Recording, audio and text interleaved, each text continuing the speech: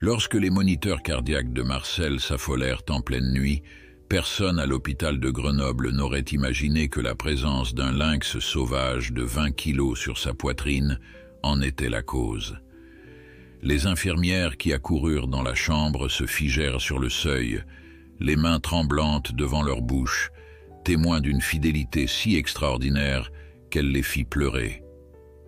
N'oubliez pas de vous abonner à la chaîne, de liker la vidéo et de commenter pour nous dire de quelle partie du monde vous nous regardez. Allons-y. Dans les montagnes escarpées des Alpes françaises, là où les chemins deviennent invisibles sous la neige et où les vents cinglants balaient tout sur leur passage, il existe une histoire qui défie toute explication rationnelle. Une histoire où l'amour transcende les barrières des espèces, où la fidélité prend une forme que personne n'aurait pu imaginer. C'est l'histoire de Marcel Fournier et de son compagnon le plus improbable, un lynx boréal que tout le monde dans la région connaît désormais sous le nom de Sylvain. Le village de Saint-Martin-sur-Arve semblait figé dans le temps ce matin-là. Le thermomètre affichait -12 degrés et une brume épaisse enveloppait les maisons de pierre comme un linceul.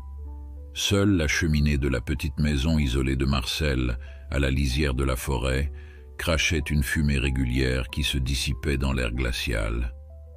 C'était la routine depuis plus de 40 ans. Chaque matin, Marcel se levait à l'aube, ravivait le feu et préparait son café noir sur le poêle à bois, avant d'enfiler ses bottes pour aller nourrir les quelques poules qui résistaient encore au froid hivernal. Mais ce matin-là, rien ne se passa comme prévu. À 78 ans, Marcel avait toujours été d'une santé de fer. Il n'avait jamais mis les pieds dans un hôpital, pas même lorsque sa femme Élisabeth était partie 10 ans plus tôt. Un montagnard ne se plaint pas, disait-il souvent aux jeunes du village. Pourtant, quand il tenta de se lever ce matin-là, une douleur fulgurante lui traversa la poitrine, comme si un étau invisible comprimait son cœur. Le souffle court, il essaya d'atteindre le téléphone, ce vieux combiné qu'il gardait par obligation plus que par conviction, mais ses jambes se dérobèrent sous lui. Dans un bruit sourd, Marcel s'effondra sur le plancher de sa cuisine, seul dans sa maison isolée, avec pour unique témoin le portrait d'Élisabeth qui semblait le regarder depuis le mur. Ce fut Sophie Leroy, l'infirmière du village qui passait chaque semaine vérifier la tension de Marcel, qui le découvrit inconscient 6 heures plus tard. « Il a fait un infarctus », annonça-t-elle après avoir appelé les secours. « Il respire encore, mais faiblement. » L'hélicoptère médicalisé mit moins de 20 minutes pour rejoindre le village et évacuer Marcel vers l'hôpital de Grenoble. Dans la précipitation, personne ne remarqua la silhouette furtive qui observait la scène depuis la lisière du bois, 2 yeux perçants suivant l'hélicoptère qui s'éloignait dans le ciel avec un rugissement mécanique. Ce que les habitants du village ignoraient, c'est que depuis 3 hivers, Marcel partageait sa solitude avec un visiteur inattendu. Tout avait commencé lors d'une tempête particulièrement violente. Marcel avait trouvé un jeune lynx blessé près de sa remise, une patte prise dans un piège à loup, ces pièges illégaux que certains braconniers posaient encore malgré les interdictions. Le félin, affaibli et affamé, n'avait même pas eu la force de grogner lorsque Marcel l'avait approché. « Tu aurais dû le signaler au garde forestier », lui avait reproché Jean-Pierre, le maire du village, lorsqu'il avait fini par découvrir la vérité des mois plus tard. « Pour qu'il l'emmène où ? Dans un zoo ? Dans une réserve loin de ces montagnes ?» avait rétorqué Marcel avec cette obstination qui le caractérisait. Il est libre de partir quand il veut. Mais le lynx que Marcel avait nommé Sylvain en hommage à la forêt qui les entourait n'était jamais vraiment parti. Guéri de ses blessures, il avait établi un rituel étrange. Il disparaissait pendant des jours, parfois des semaines, avant de réapparaître sur le perron de Marcel, comme s'il venait prendre de ses nouvelles. Petit à petit, une relation de confiance s'était tissée entre l'homme solitaire et le prédateur sauvage. Marcel lui laissait un bol de lait ou quelques morceaux de viande, et parfois, lors des nuits les plus froides, il retrouvait Sylvain lové près du poêle à bois, sur le vieux tapis qu'Élisabeth avait tricoté. Tu es aussi têtu que moi, lui disait Marcel en secouant la tête, à moitié amusé, à moitié inquiet des conséquences si quelqu'un découvrait leur arrangement. À l'hôpital de Grenoble, le diagnostic était tombé comme un couperet, triple pontage coronarien.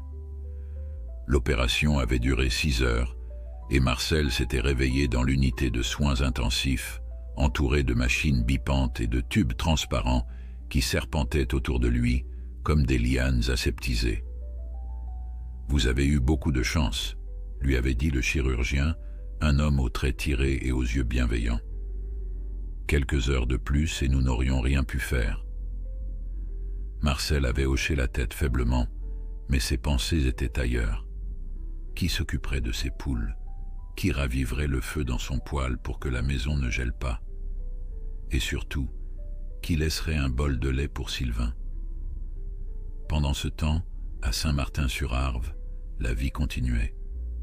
Sophie, l'infirmière, avait pris sur elle de passer nourrir les poules de Marcel chaque matin, tandis que Jean-Pierre veillait à ce que quelqu'un vérifie régulièrement que tout allait bien dans la maison isolée. Personne ne savait pour Sylvain, et le lynx méfiant se tenait à distance tant que des étrangers rôdaient autour de la maison. 3 jours après l'hospitalisation de Marcel, les premiers signes d'inquiétude apparurent chez le félin.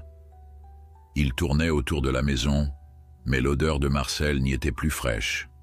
Le bol de lait était là, déposé par Sophie qui avait remarqué les traces de pattes dans la neige, mais la présence rassurante du vieil homme manquait. C'est alors que Sylvain fit quelque chose d'extraordinaire, quelque chose qui allait contre tous ses instincts de prédateur sauvage. Il commença à suivre l'odeur de Marcel, de la maison jusqu'au village, puis le long de la route où l'hélicoptère s'était posé. L'odeur s'arrêtait là, bien sûr, mais Sylvain avait mémorisé la direction dans laquelle l'appareil s'était envolé. Le lynx boréal est connu pour son territoire étendu, parfois jusqu'à 300 km², mais ce que Sylvain entreprit dépassa toutes les observations scientifiques jamais réalisées sur l'espèce. Il commença un voyage de plus de 60 km, traversant des zones habitées qu'il aurait normalement évitées à tout prix, franchissant des routes et même une autoroute, toujours en direction de Grenoble. Pendant ce temps, à l'hôpital, l'état de Marcel s'améliorait lentement. Il avait été transféré dans une chambre standard, avec vue sur les montagnes qu'il aimait tant. Mais quelque chose manquait dans son regard, cette étincelle de vie qu'il avait toujours caractérisée. « Vous devez être patient, monsieur Fournier », lui répétait Maryse, l'infirmière de nuit, une femme énergique d'une 50aine d'années.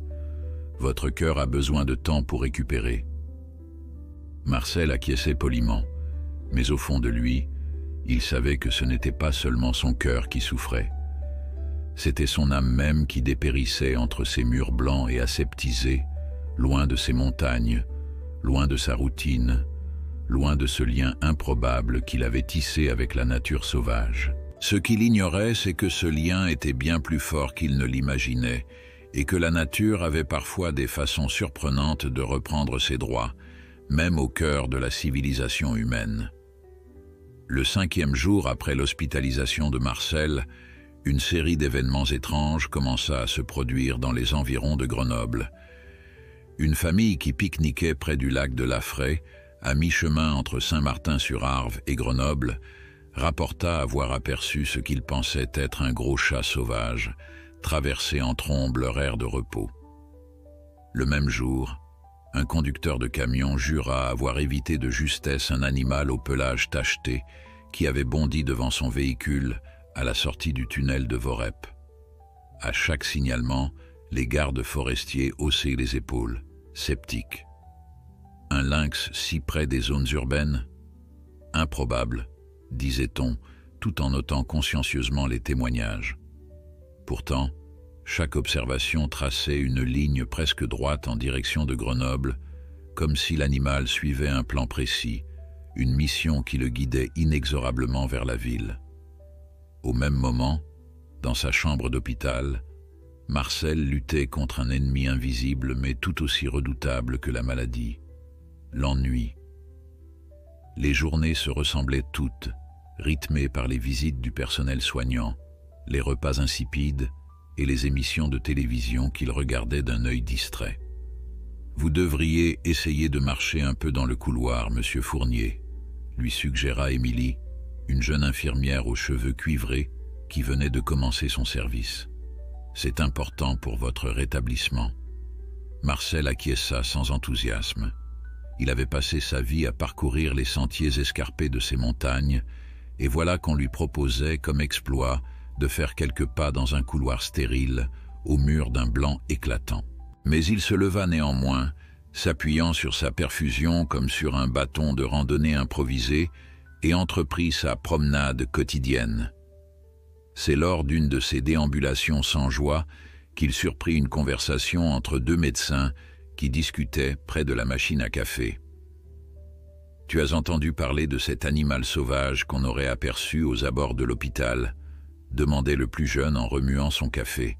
« Encore une de ces rumeurs urbaines », répondit l'autre en haussant les épaules. « La semaine dernière, c'était un sanglier dans le parking souterrain du centre commercial. » Ils rirent ensemble avant de s'éloigner, inconscients du trouble qu'ils venaient de semer dans l'esprit de Marcel. Une pensée folle venait de germer dans son esprit, si absurde qu'il n'osait même pas la formuler clairement. Et si? Non, c'était impossible. Même Sylvain, avec toute son intelligence et son attachement inexplicable, ne pourrait pas. Et pourtant, cette nuit-là, Marcel ne parvint pas à trouver le sommeil. Il resta éveillé, les yeux fixés sur la fenêtre de sa chambre, qui donnait sur le parking de l'hôpital faiblement éclairé par des lampadaires jaunâtres. Et c'est là qu'il le vit ou crut le voir, une silhouette féline, furtive, qui se glissait entre deux voitures avant de disparaître dans l'obscurité. La vision ne dura qu'une fraction de seconde, si brève que Marcel se demanda s'il n'avait pas été victime d'une hallucination due à la fatigue ou aux médicaments. Au petit matin, lorsque Maryse vint prendre sa tension, elle remarqua immédiatement ses cernes prononcées. « Mauvaise nuit, monsieur Fournier ?» demanda-t-elle en ajustant le tensiomètre autour de son bras. Marcel hésita un instant avant de répondre. Comment expliquer sans passer pour un fou qu'il croyait avoir aperçu son lynx semi-apprivoisé dans le parking de l'hôpital à 60 km de chez lui? « Des cauchemars », répondit-il simplement. « Je m'inquiète pour ma maison, mes poules. » Ce n'était pas tout à fait un mensonge. Il s'inquiétait effectivement, mais pas seulement pour sa propriété. L'idée que Sylvain puisse avoir entrepris un tel voyage, traversant des zones peuplées et dangereuses pour le retrouver, le remplissait d'une angoisse sourde. La journée passa avec une lenteur exaspérante. Marcel guettait le moindre bruit inhabituel dans les couloirs, tendait l'oreille à chaque exclamation surprise du personnel, s'attendant presque à voir surgir Sylvain au détour d'un couloir, mais rien ne se produisit et le doute s'installa à nouveau. Peut-être avait-il vraiment rêvé. C'est ce soir-là que le chef de la sécurité de l'hôpital convoqua une réunion d'urgence avec le personnel. Des traces de pattes avaient été découvertes dans les sous-sols de l'établissement, près des cuisines. De la nourriture avait disparu, principalement de la viande, et une employée de la cafétéria affirmait avoir entendu un grognement inhabituel en sortant les poubelles. Il pourrait s'agir d'un chien errant qui aurait trouvé un moyen de s'introduire dans le bâtiment, expliqua le responsable de la sécurité.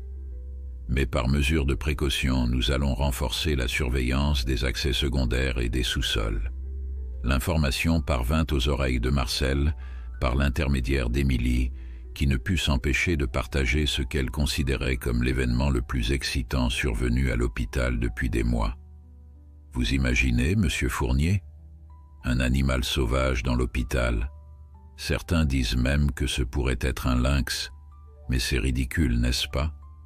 Comment un lynx pourrait-il entrer dans un hôpital sans que personne ne le remarque? Marcel sourit faiblement, partagé entre l'inquiétude et une fierté irrationnelle.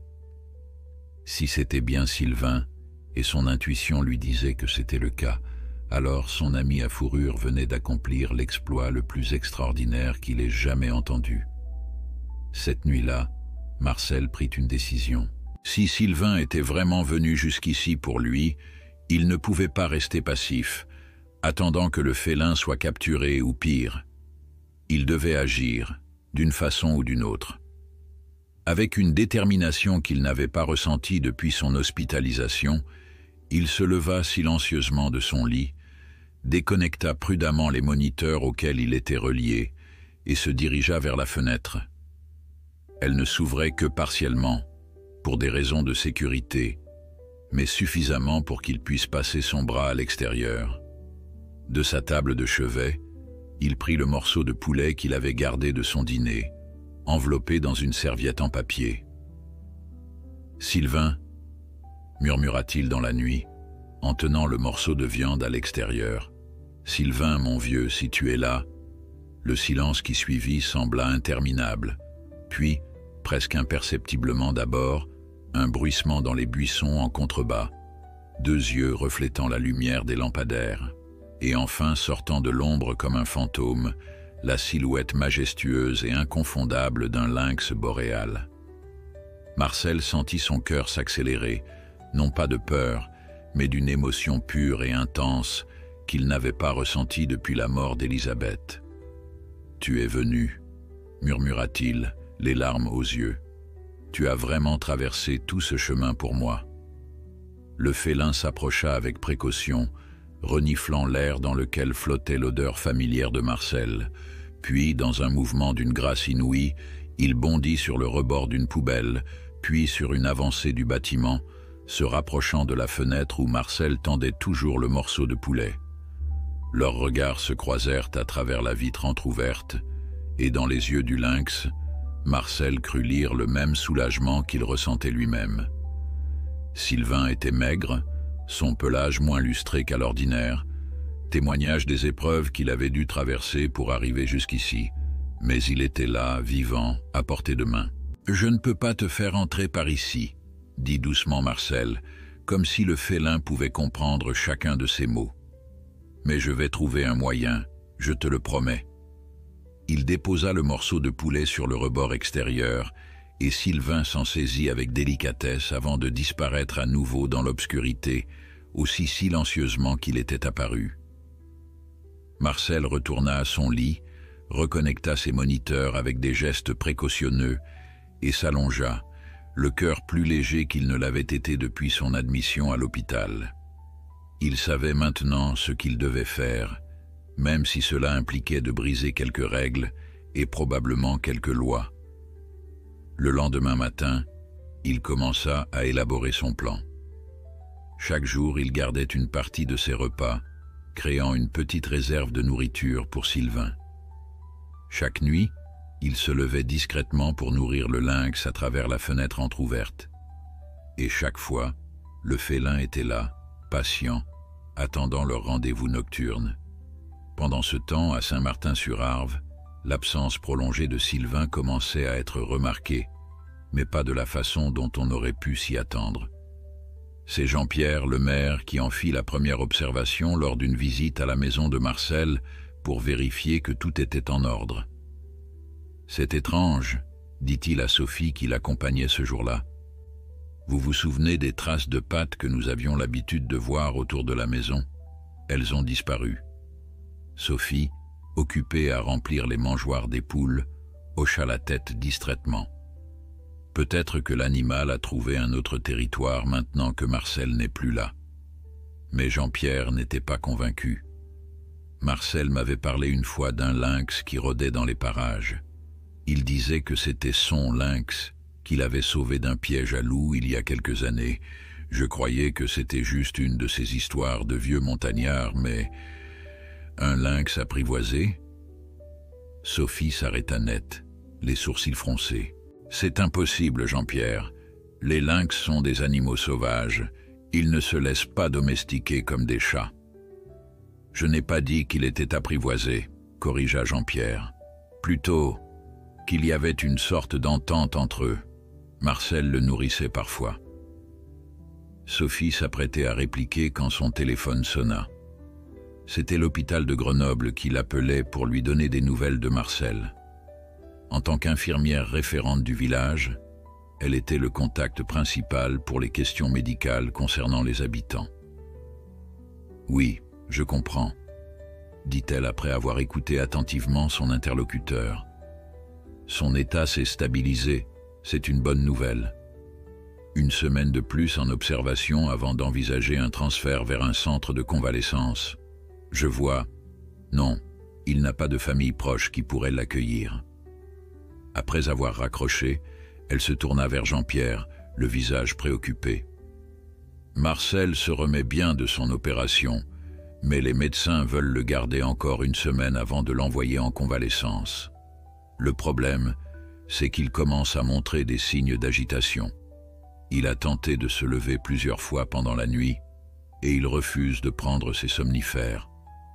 Jean-Pierre soupira. Ça ne m'étonne pas.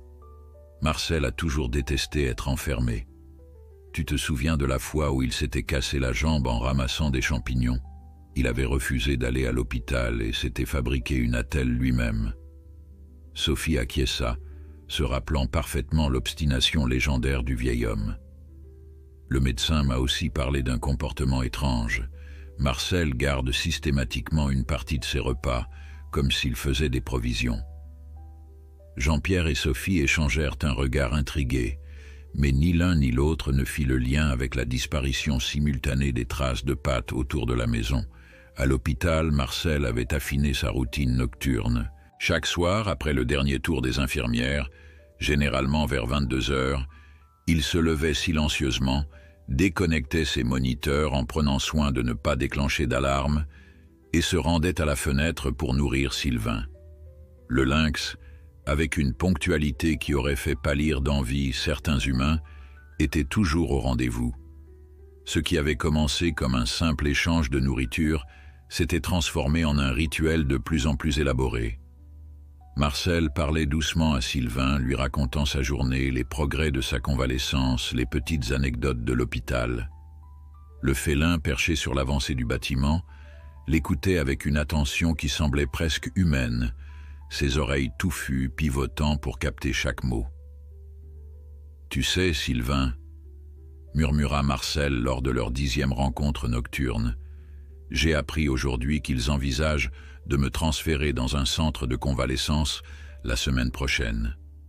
C'est à plus de 100 kilomètres d'ici, près d'Annecy. » Le lynx inclina légèrement la tête, comme s'il comprenait la gravité de cette information. « Je ne sais pas si tu pourras me suivre jusque-là, » continua Marcel, la gorge serrée par l'émotion. « Et même si tu le pouvais, je ne suis pas sûr que ce serait une bonne idée.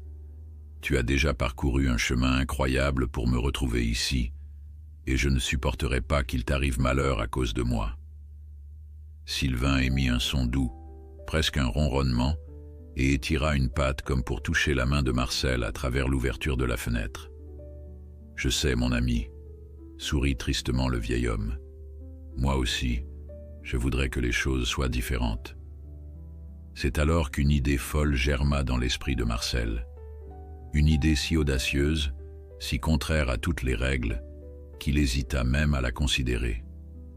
Mais plus il y réfléchissait, plus elle lui semblait être la seule solution possible. Le lendemain matin, Marcel demanda à parler au médecin-chef. Le docteur Laurent, un homme d'une 60aine d'années, au regard bienveillant derrière des lunettes à monture fine, l'écouta exposer sa requête avec une patience professionnelle. « Vous comprenez, docteur, » expliqua Marcel. « Je vis seul depuis la mort de ma femme. Ma maison est isolée à la lisière de la forêt. Je n'ai pas d'enfants, pas de famille proche. Si vous m'envoyez dans ce centre de convalescence, personne ne viendra me rendre visite. » Le docteur Laurent hocha la tête avec compréhension. « Je comprends votre inquiétude, monsieur Fournier, mais votre état nécessite encore une surveillance médicale régulière. Vous ne pouvez pas simplement rentrer chez vous comme si de rien n'était. »« Je ne demande pas à rentrer chez moi tout de suite, » précisa Marcel. « Je sais que c'est impossible pour le moment, mais n'y aurait-il pas un moyen pour que je reste ici, à l'hôpital de Grenoble, plutôt que d'être transféré à Annecy? Même si je dois payer un supplément, même s'il faut que je partage une chambre avec d'autres patients, Le médecin parut surpris par cette demande inhabituelle.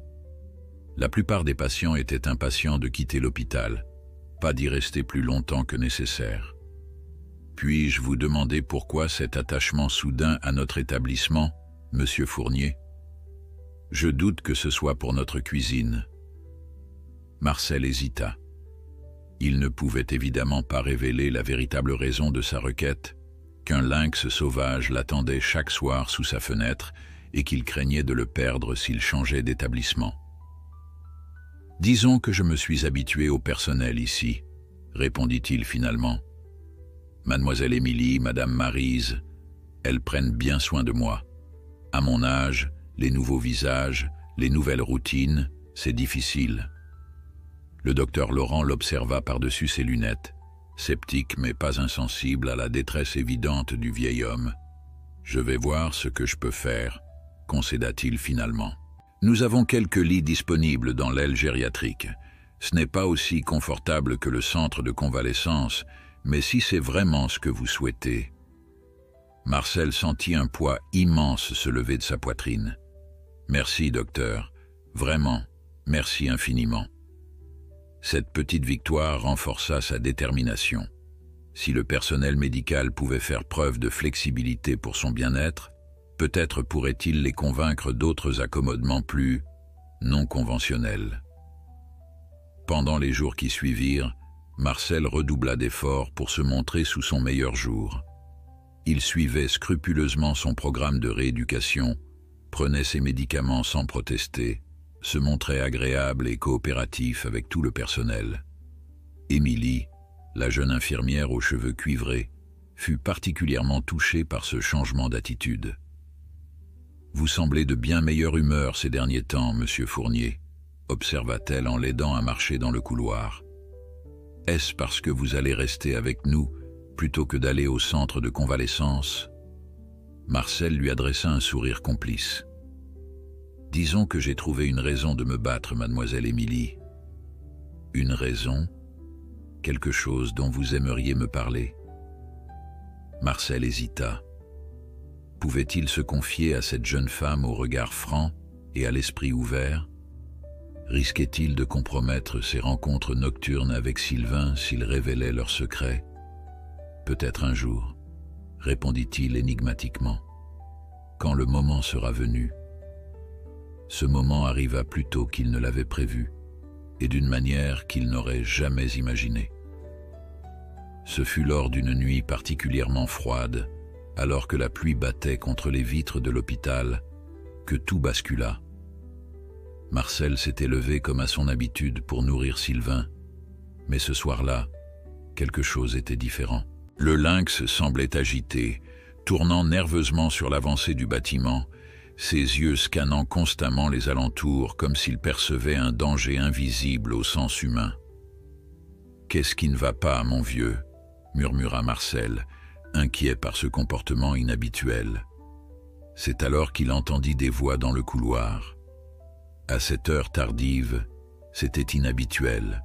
Les infirmières faisaient généralement leur dernier tour vers 22 heures, et il était presque minuit.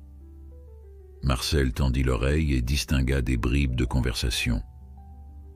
L'équipe de capture arrive demain à l'aube.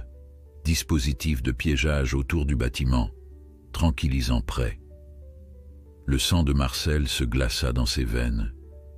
Il parlait de Sylvain, il en était certain. Quelqu'un avait dû repérer le lynx lors de ses visites nocturnes et avait alerté les autorités. Demain matin, des professionnels viendraient pour capturer son ami. Dans le meilleur des cas, Sylvain serait relâché loin, très loin dans la nature. Dans le pire des cas, Marcel regarda le félin avec désespoir. « Ils viennent pour toi, Sylvain. Tu dois partir maintenant, retourner dans la montagne. » Mais le lynx, comme s'il comprenait la gravité de la situation, s'assit sur son perchoir et fixa Marcel avec une intensité troublante, refusant clairement de bouger. « Ne sois pas stupide, » gronda doucement Marcel. « Tu ne peux pas rester ici. Ils vont te capturer, peut-être même te... » Il ne put terminer sa phrase. la gorge nouée par l'émotion. L'idée que Sylvain puisse être mis en cage, ou pire, à cause de leur lien, lui était insupportable. Pendant plusieurs minutes, homme et félin se regardèrent en silence, séparés par la vitre entr'ouverte mais unis par un lien qui défiait toute explication rationnelle. Puis, lentement, Marcel prit une décision. S'il ne pouvait pas convaincre Sylvain de fuir, il devait trouver un autre moyen de le protéger. Avec une détermination nouvelle, il referma doucement la fenêtre et retourna à son lit. Il avait besoin de réfléchir, d'élaborer un plan avant l'aube. Sylvain resterait sans doute à proximité toute la nuit, comme il le faisait souvent, se cachant dans les buissons ou sous l'avancée du toit. Marcel avait jusqu'au matin pour trouver une solution. Il passa les heures suivantes dans un état de concentration intense, évaluant différentes options, calculant les risques, imaginant des scénarios. À 78 ans, avec un triple pontage coronarien récent, il était limité dans ce qu'il pouvait physiquement accomplir. Mais son esprit, forgé par des décennies de vie en autonomie dans les montagnes, fonctionnait à plein régime. À 5 heures du matin, alors que les premières lueurs de l'aube commençaient à teinter le ciel, Marcel avait son plan. Un plan risqué, audacieux, probablement illégal, mais qui constituait peut-être la seule chance de sauver Sylvain. Il attendit patiemment le passage de Maryse, l'infirmière de nuit, qui vint vérifier ses constantes une dernière fois avant la fin de son service. « Bien dormi, monsieur Fournier ?» demanda-t-elle en ajustant sa perfusion. « Comme un loir », mentit Marcel avec un sourire forcé. « Dites-moi, madame Maryse, savez-vous si mademoiselle Émilie sera de service aujourd'hui ?»« Oui, elle prend la relève à 7 heures, » répondit Maryse, légèrement surprise par cette question. « Vous avez besoin de quelque chose de particulier ?»« Oh, rien d'important, » répondit Marcel d'un ton désinvolte. « Elle m'avait promis de m'apporter un livre de la bibliothèque de l'hôpital, c'est tout. » Maryse hocha la tête, rassurée, et poursuivit sa tournée. Dès qu'elle fut sortie, Marcel se leva précautionneusement et se dirigea vers la fenêtre. Comme il s'y attendait, Sylvain était toujours là, tapi dans l'ombre d'un buisson en contrebas, presque invisible sauf pour les yeux exercés qui savaient tout regarder. « Encore quelques heures, mon ami, » murmura Marcel. « Tiens bon. » À 6h30, l'hôpital commença à s'animer. Les équipes changeaient. Les premiers chariots de petit déjeuner circulaient dans les couloirs, et au loin, Marcel pouvait entendre le vrombissement des moteurs de véhicules qui arrivaient sur le parking. Il regarda par la fenêtre et aperçut une camionnette blanche avec le logo du service départemental de la faune sauvage. Son cœur se serra. L'équipe de capture était arrivée. Lorsqu'Émilie entra dans sa chambre à 7h15, portant un plateau de petit déjeuner, elle trouva Marcel assis sur son lit, habillé avec ses vêtements personnels plutôt que la traditionnelle chemise d'hôpital. « Monsieur Fournier ?» s'étonna-t-elle. « Vous êtes déjà habillé ?»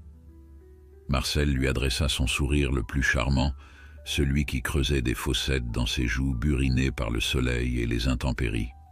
« Mademoiselle Émilie, j'ai besoin de votre aide, » dit-il sans préambule. « Et ce que je vais vous demander va à l'encontre du règlement de l'hôpital, probablement même de la loi.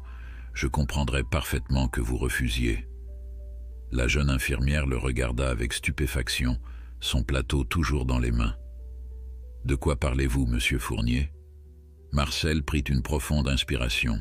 « Je dois vous montrer quelque chose d'extraordinaire.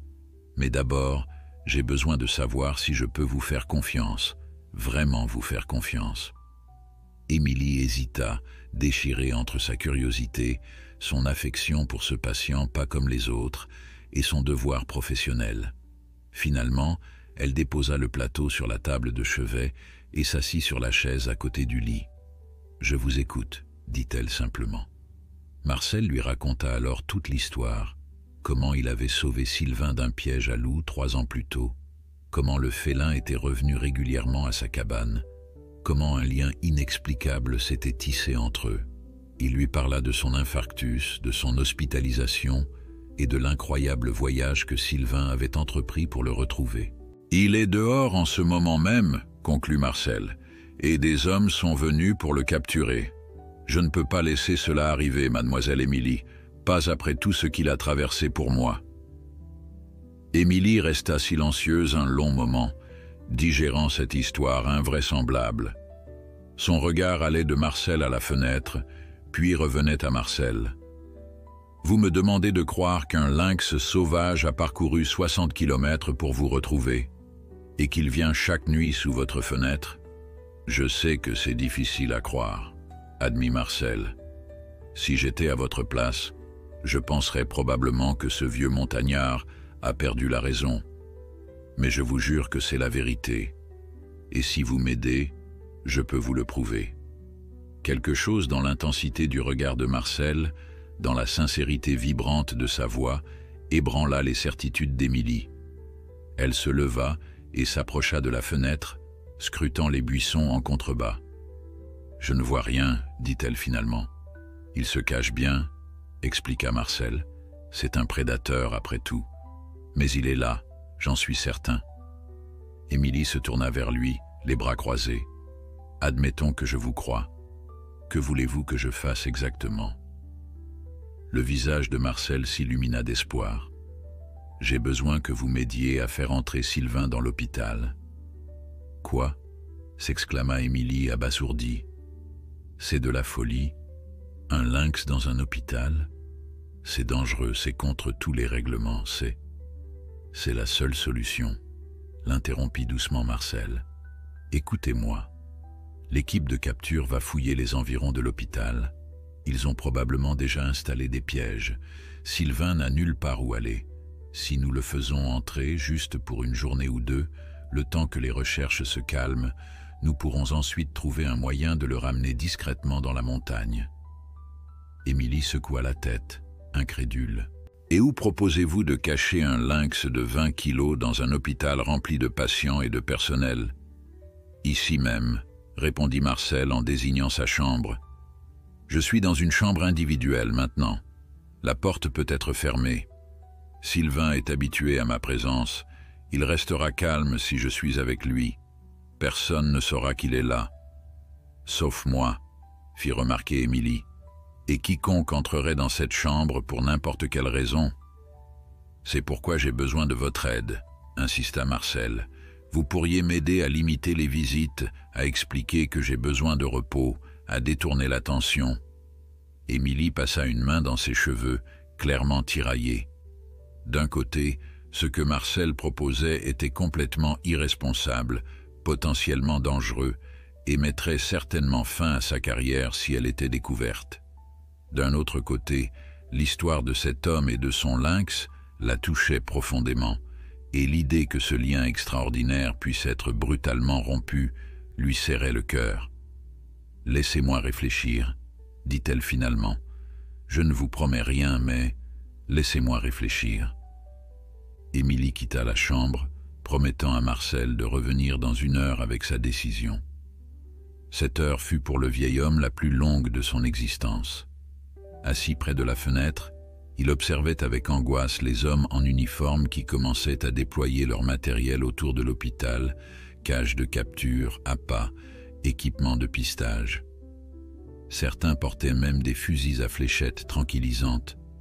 La traque de Sylvain avait officiellement commencé.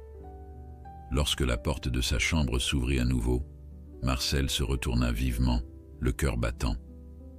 Émilie était là, accompagnée d'un jeune homme en blouse blanche que Marcel n'avait jamais vu.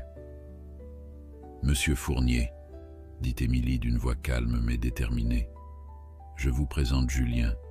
Il est interne en médecine ici, mais aussi, disons, un passionné de faune sauvage. » Le jeune homme s'avança, la main tendue.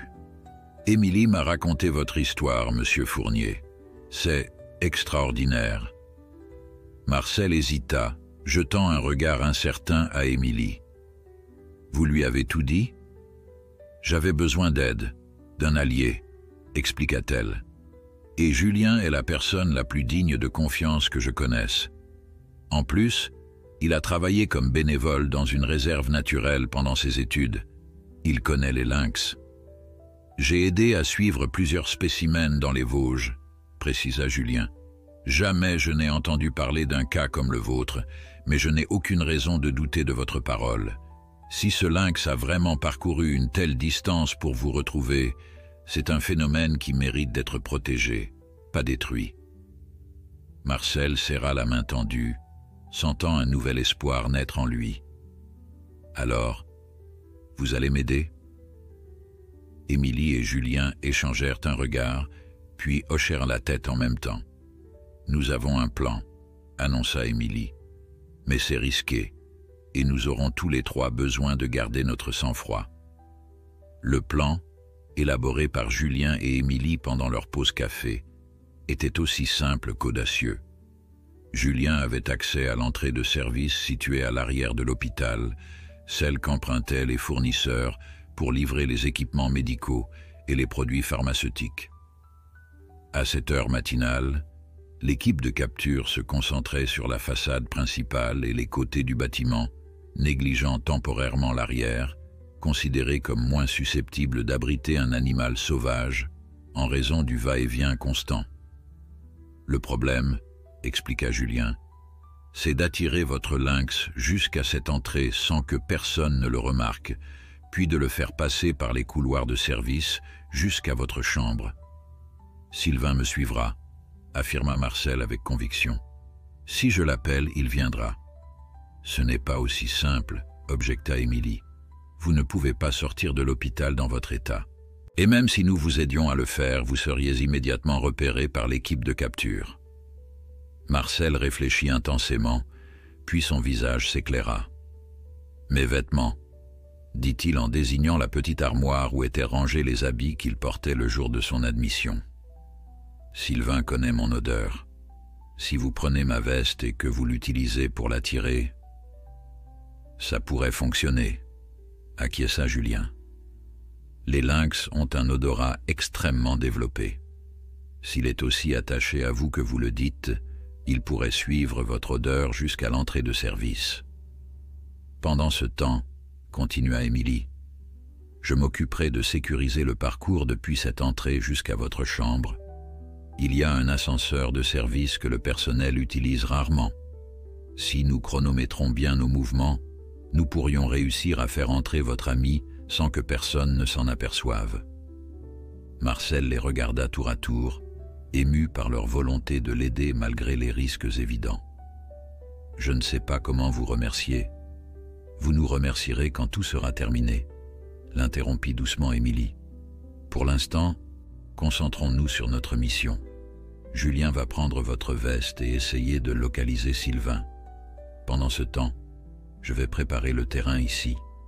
Vous, monsieur Fournier, vous restez tranquillement dans votre lit comme si de rien n'était. » Julien enfila sa propre veste par-dessus sa blouse blanche et prit celle de Marcel, une solide parka en laine bouillie, imprégnée de l'odeur du vieil homme et probablement aussi de celle de Sylvain, après leurs nombreuses rencontres nocturnes.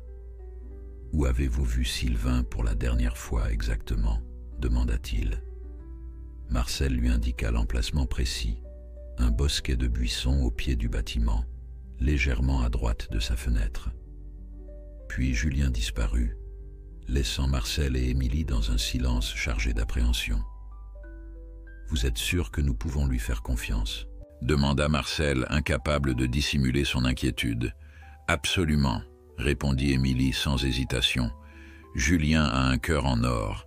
Et puis… » Elle hésita avant d'ajouter avec un petit sourire. « Nous sommes ensemble depuis 2 ans. S'il y a bien quelqu'un à qui je confierai ma vie, c'est lui. » Cette révélation rassura Marcel. Un lien amoureux était peut-être la seule chose qui pouvait rivaliser en force avec le lien mystérieux qui l'unissait à Sylvain. Pendant les 30 minutes qui suivirent, Émilie s'activa dans l'hôpital, préparant discrètement le chemin que devrait emprunter Julien avec Sylvain. Elle plaça stratégiquement des panneaux sol glissants pour détourner la circulation dans certains couloirs, emprunta une clé de l'ascenseur de service et s'assura que la porte de la chambre de Marcel pourrait être verrouillée de l'intérieur. Marcel, quant à lui, restait près de la fenêtre, scrutant anxieusement les alentours à la recherche d'un signe de Julien ou de Sylvain. Il pouvait voir les hommes de l'équipe de capture qui quadrillaient méthodiquement le périmètre, s'approchant dangereusement du bosquet où le lynx s'était caché. « Dépêche-toi, Julien », murmura-t-il pour lui-même. Il se rapproche. Comme en réponse à sa prière silencieuse, son téléphone portable, qu'Émilie lui avait rapporté de la consigne à sa demande, vibra. C'était un message de Julien. « Je l'ai trouvé. Il est méfiant mais intéressé par la veste. Nous essayons de nous diriger vers l'entrée de service. Prévenez Émilie. » Marcel s'empressa de transmettre l'information à Émilie, qui revint rapidement dans la chambre, le visage tendu par la concentration. « C'est le moment critique », dit-elle en vérifiant une dernière fois que tout était prêt dans la chambre. Elle avait poussé le fauteuil dans un coin, dégageant un espace où Sylvain pourrait se tenir sans être immédiatement visible depuis la porte. « Si quelqu'un entre pendant que Julien et moi sommes partis chercher Sylvain, inventez n'importe quoi, mais gardez-le hors de cette chambre. » Marcel hocha la tête, déterminé. Malgré son âge et sa récente opération, il se sentait étrangement revigoré, comme si la présence imminente de Sylvain lui insufflait une nouvelle énergie. Émilie quitta la chambre et Marcel se retrouva seul avec son angoisse et son espoir. Les minutes s'écoulaient avec une lenteur exaspérante. De sa fenêtre, il pouvait voir l'équipe de capture qui progressait inexorablement vers le bâtiment. L'un des hommes portait ce qui ressemblait à un détecteur de chaleur, probablement pour repérer la signature thermique d'un grand mammifère comme Sylvain. Après ce qui lui sembla une éternité, son téléphone vibra à nouveau. « Nous sommes dans l'ascenseur de service. Sylvain est avec nous. Il est calme pour l'instant, mais nous devons faire vite. Soyez prêts à ouvrir la porte dès que vous nous entendrez. » Le cœur de Marcel battait si fort qu'il avait l'impression que toutes les personnes présentes dans l'hôpital pouvaient l'entendre. Il se positionna près de la porte, l'oreille tendue, guettant le moindre bruit dans le couloir.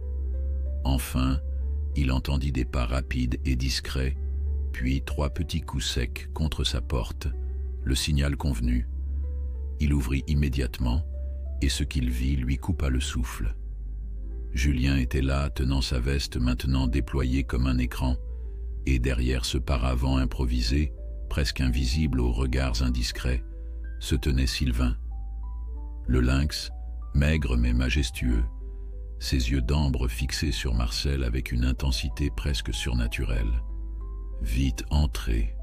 chuchota Marcel, s'écartant pour les laisser passer.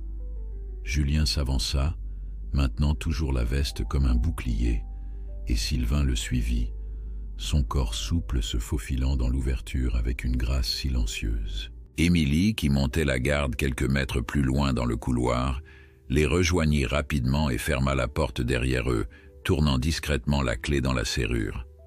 Les 4 se retrouvèrent ainsi dans la petite chambre d'hôpital, 3 humains et un lynx, figés dans un moment suspendu entre l'incrédulité et l'émerveillement. Sylvain resta immobile un instant, ses narines frémissantes captant les odeurs étrangères de désinfectants et de médicaments qui imprégnaient les lieux. Puis ses yeux se posèrent sur Marcel, et toute tension sembla quitter son corps félin. « Sylvain », murmura Marcel, s'accroupissant malgré la douleur que ce mouvement provoquait dans sa poitrine fraîchement opérée. « Tu es venu, mon ami. » Le lynx s'approcha de lui avec une lenteur délibérée, ses pas feutrés inaudibles sur le linoléum de la chambre. Arrivé à portée de main, il tendit son museau et renifla longuement Marcel, s'imprégnant de son odeur, vérifiant peut-être que cet homme amaigri et affaibli était bien le même que celui qu'il avait connu dans les montagnes. Émilie et Julien observaient la scène avec un mélange de stupéfaction et d'émerveillement. Malgré les récits de Marcel, une part d'eux-mêmes avait continué à douter de la réalité de ce lien extraordinaire entre l'homme et le prédateur sauvage. Mais voir le lynx maintenant, s'approchant de Marcel avec cette familiarité confiante, balayait leurs derniers doutes. « C'est incroyable », souffla Julien, osant à peine respirer de peur de briser ce moment. J'ai travaillé avec des lynx en captivité, et je n'ai jamais rien vu de tel. Marcel leva lentement la main et, avec une tendresse infinie, la posa sur la tête de Sylvain, entre ses oreilles touffues. Le félin ferma les yeux à ce contact, et un son étrange, presque un ronronnement mais plus grave, plus sauvage, s'éleva de sa gorge. « Nous avons réussi », dit doucement Émilie, le soulagement audible dans sa voix. « Mais maintenant, que faisons-nous? Nous ne pouvons pas le garder ici indéfiniment. » C'était la question que tous se posaient, mais que personne n'avait osé formuler jusqu'à présent. La présence d'un lynx dans une chambre d'hôpital était une situation si extraordinaire, si en dehors du cadre de toute expérience normale, qu'elle semblait défier toute solution pratique. L'équipe de capture va probablement rester dans les parages au moins aujourd'hui et demain, réfléchit Julien à voix haute. Ils ne partiront pas avant d'avoir la certitude que l'animal n'est plus dans le secteur. Ou avant de l'avoir capturé, ajouta sombrement Marcel, sa main toujours posée sur la tête de Sylvain. Un silence pesant s'installa dans la chambre, chacun mesurant pleinement la précarité de leur situation.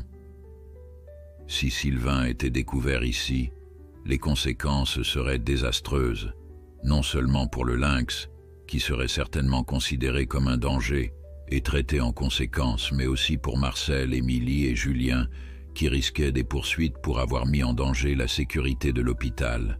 « Je dois retourner à mon service », dit finalement Émilie, consultant sa montre. « Mon absence a déjà dû être remarquée. Julien, tu devrais y aller aussi.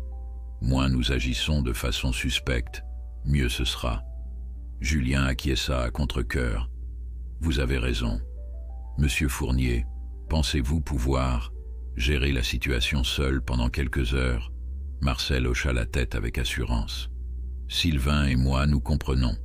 Il restera calme tant que je serai avec lui. » Avant de partir, Émilie vérifia une dernière fois que la porte pourrait être déverrouillée de l'extérieur avec sa clé si nécessaire et rappela à Marcel de n'ouvrir à personne d'autre qu'elle ou Julien. « Je reviendrai dès que possible avec de l'eau et... Eh bien, je suppose que notre ami aura faim à un moment donné. »« Des préférences ?» demanda-t-elle, avec un petit sourire malgré la tension de la situation. « De la viande crue si possible, » répondit Marcel. « Du bœuf ou du poulet, peu importe, il n'est pas difficile. Un lynx gourmand, noté, plaisanta Julien, tentant d'alléger l'atmosphère. Essayez de vous reposer tous les deux. Cette chambre est votre sanctuaire maintenant. » Une fois seuls, Marcel et Sylvain se regardèrent longuement, comme s'ils n'arrivaient pas encore à croire qu'ils étaient réunis dans ces circonstances si improbables. Puis, avec un naturel qui surprit même Marcel, Sylvain fit le tour de la petite chambre, inspectant chaque recoin, chaque meuble, son odorat captant sans doute 1000 informations invisibles au sens humain. Satisfait de son exploration, le lynx revint vers Marcel, qui s'était assis sur le bord de son lit, épuisé par les émotions et l'effort physique.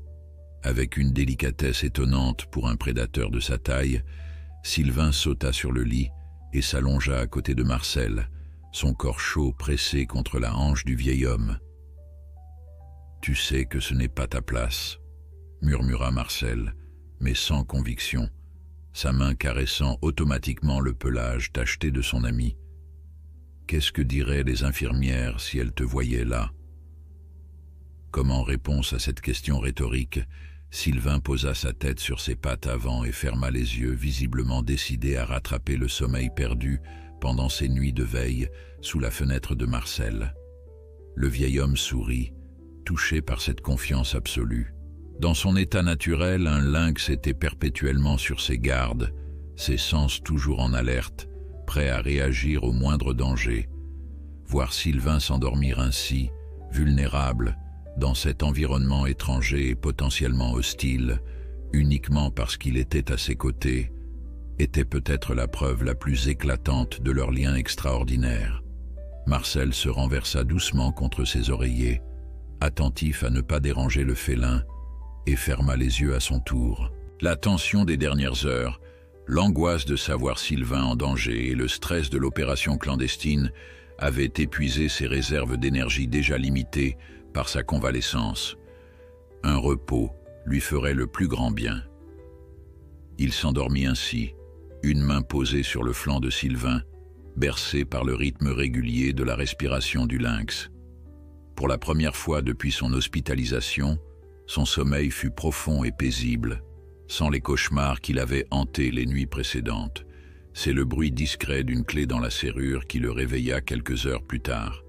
Instinctivement, il resserra sa prise sur Sylvain, mais le lynx était déjà alerte, ses oreilles dressées vers la porte, son corps tendu mais pas hostile. Émilie passa la tête par l'entrebâillement, sourit en les voyant ainsi lovés ensemble, puis entra complètement, portant un sac en papier qui dégageait une odeur de viande fraîche. Derrière elle, Julien referma soigneusement la porte. « Eh bien, » dit Émilie avec un sourire attendri, « on dirait que vous avez trouvé un arrangement confortable. » Marcel rougit légèrement, soudain conscient de l'incongruité de la situation.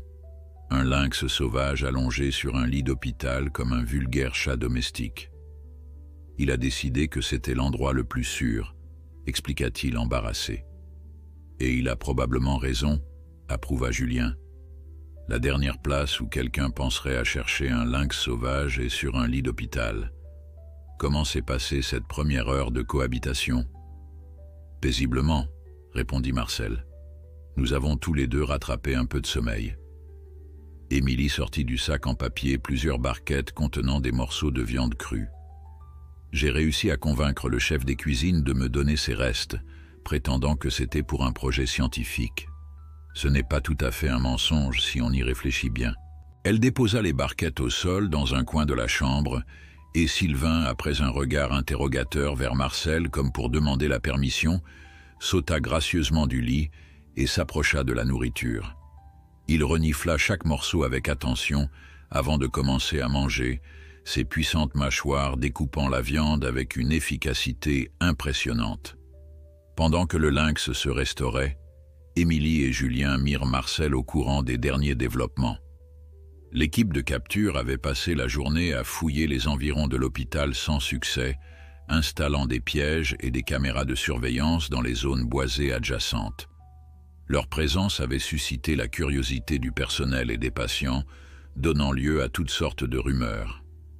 Certains disent qu'il s'agit d'un puma échappé d'un cirque, rapporta Julien avec amusement. D'autres parlent d'un loup géant. L'histoire s'amplifie à chaque nouvelle version. « Combien de temps pensez-vous qu'ils vont rester ?» demanda Marcel, préoccupé. Émilie et Julien échangèrent un regard incertain. « Difficile à dire, » admit Julien. « Peut-être quelques jours. Ils sont déterminés et ils ont des ordres. Un prédateur comme un lynx près d'un hôpital est considéré comme un risque sérieux pour la sécurité publique. » « Ils ne comprennent pas, » murmura Marcel, observant Sylvain qui avait terminé son repas et faisait maintenant sa toilette, léchant méticuleusement ses pattes avant de les passer sur son visage. « Il n'est pas une menace. Il n'est venu que pour moi. » Le silence qui suivit cette déclaration était chargé d'émotion. Les trois humains contemplaient le lynx, chacun absorbé dans ses propres réflexions sur ce phénomène qui défiait toute explication rationnelle. La nuit tomba sur l'hôpital de Grenoble, apportant avec elle un calme relatif dans les couloirs habituellement animés. C'était le moment que redoutait le plus Marcel, la relève des équipes, les rondes nocturnes, les risques accrus que quelqu'un entre dans sa chambre et découvre son secret. Émilie avait terminé son service, mais avant de partir, elle avait pris soin d'informer sa collègue de nuit que Marcel avait besoin de repos et ne devait être dérangé qu'en cas d'absolue nécessité. « Maryse est compréhensive », avait-elle assuré Marcel. « Elle respectera votre intimité. Mais n'oubliez pas de reconnecter vos moniteurs avant qu'elle ne fasse sa ronde. Elle vérifiera certainement vos constantes. » Maintenant seul avec Sylvain, Marcel observait le lynx qui s'était installé sous la fenêtre, son regard doré fixé sur les lumières de la ville qui scintillaient dans l'obscurité. Le félin semblait paisible, Mais Marcel ne pouvait s'empêcher de s'inquiéter. Un animal sauvage, surtout un prédateur aussi intelligent qu'un lynx, n'était pas fait pour être confiné dans un espace aussi restreint qu'une chambre d'hôpital. « Tu dois te sentir comme un lion en cage », murmura-t-il. « Je suis désolé de t'imposer ça, mon ami. C'est temporaire, je te le promets. » Comme s'il comprenait ses paroles, Sylvain tourna la tête vers Marcel et émit un son doux, presque un miaulement mais plus profond, plus nuancé. Puis il se leva, s'étira longuement, chaque muscle de son corps souple ondulant sous son pelage tacheté, et sauta à nouveau sur le lit de Marcel. Cette fois, au lieu de simplement s'allonger à côté du vieil homme, Sylvain entreprit une inspection minutieuse des tubes et des fils qui reliaient Marcel aux différentes machines médicales. Il reniflait chaque connexion, chaque pansement, avec une curiosité mêlée de méfiance. « Ça ne te plaît pas, hein ?» sourit Marcel, amusé par cette soudaine sollicitude. « À moi non plus, si tu veux savoir, mais c'est nécessaire pour l'instant. » Après s'être assuré que ces étranges appendices ne présentaient pas de danger immédiat pour son ami humain, Sylvain s'installa confortablement au pied du lit, ses yeux mi-clos mais toujours vigilants, ses oreilles pivotant occasionnellement pour capter les sons du couloir. La nuit s'écoula ainsi, dans une veille partagée où chacun trouvait du réconfort dans la présence de l'autre. Vers minuit, comme prévu, Maryse frappa doucement à la porte. Marcel avait eu le temps de reconnecter ses moniteurs et de dissimuler Sylvain sous les couvertures, où le lynx, comprenant intuitivement la nécessité de rester immobile et silencieux, s'était transformé en une bosse indistincte. « Comment vous sentez-vous ce soir, monsieur Fournier ?» demanda Maryse en entrant, sa voix maintenue volontairement basse. « Mieux, merci », répondit Marcel, tentant de paraître naturel malgré la tension qui lui nouait l'estomac. « Un peu fatigué, c'est tout. » Maryse vérifia rapidement ses constantes, notant avec satisfaction que sa tension artérielle et son rythme cardiaque étaient stables. « Tout a l'air en ordre. Avez-vous besoin de quelque chose avant que je ne vous laisse dormir ?» Marcel secoua la tête, craignant que sa voix ne trahisse sa nervosité s'il parlait davantage. Maryse lui souhaita bonne nuit et quitta la chambre, refermant doucement la porte derrière elle. Dès qu'elle fut partie, Sylvain émergea des couvertures, secouant légèrement la tête comme pour se débarrasser de l'odeur du linge d'hôpital. Marcel laissa échapper un long soupir de soulagement. « Bien joué, mon vieux », chuchota-t-il, grattant affectueusement le lynx derrière les oreilles. « Tu ferais un excellent acteur. » Le reste de la nuit se déroula sans incident, Marcel et Sylvain se relayant dans une sorte de garde informelle, l'un sommeillant tandis que l'autre restait éveillé. À l'aube, Marcel fut réveillé par un léger coup à la porte, 3 petits coups rapides, le signal d'Émilie. « J'ai de bonnes et de mauvaises nouvelles », annonça-t-elle en entrant, portant un sac qui contenait visiblement un autre repas pour Sylvain. Julien la suivait, l'air préoccupé. « Commencez par les mauvaises », demanda Marcel, se redressant dans son lit, tandis que Sylvain, qui s'était réfugié sous le lit à l'approche de visiteurs, ressortait prudemment en reconnaissant les 2 alliés. « L'équipe de capture est toujours là », expliqua Julien. « Ils ont trouvé des traces fraîches hier soir, probablement celles que Sylvain a laissées avant que nous ne le fassions entrer. Ils sont convaincus que le lynx est toujours dans les parages et ont décidé d'intensifier leurs recherches. » Marcel sentit son cœur se serrer. « Et les bonnes nouvelles ? Votre sortie a été programmée plus tôt que prévu, » sourit Émilie. « J'ai réussi à convaincre le docteur Laurent que votre rétablissement était remarquable et que vous seriez mieux pour terminer votre convalescence dans un environnement plus familier. Il a accepté de vous laisser partir demain matin, à condition que vous soyez accompagné par un professionnel de santé jusqu'à votre domicile. » « Et ce professionnel, c'est vous ?» devina Marcel, un espoir nouveau s'allumant dans ses yeux. « En effet, » confirma Émilie. « J'ai arrangé mon emploi du temps pour avoir 2 jours de congé. Je vous raccompagnerai à Saint-Martin-sur-Arve et Julien nous suivra dans sa propre voiture pour nous aider avec notre passager spécial. C'était une solution presque trop belle pour être vraie. Retourner à la maison avec Sylvain, mettre fin à cette situation périlleuse, retrouver la paix de sa montagne. Mais un détail troublait Marcel. Comment allons-nous faire sortir Sylvain de l'hôpital sans être repéré? L'équipe de capture sera certainement aux aguets. Julien et Émilie échangèrent un regard entendu.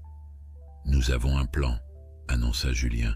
« Ce ne sera pas simple, mais c'est faisable. Voilà ce que nous allons faire. » Le plan élaboré par Julien et Émilie pendant la nuit était ingénieux dans sa simplicité.